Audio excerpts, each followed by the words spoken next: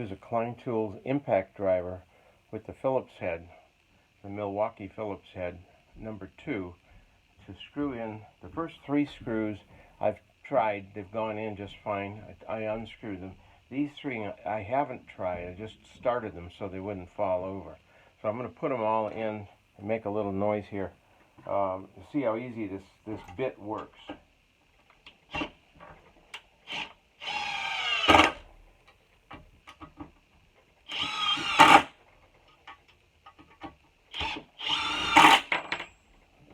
Those 3 went in pretty smoothly. This will take a little more work.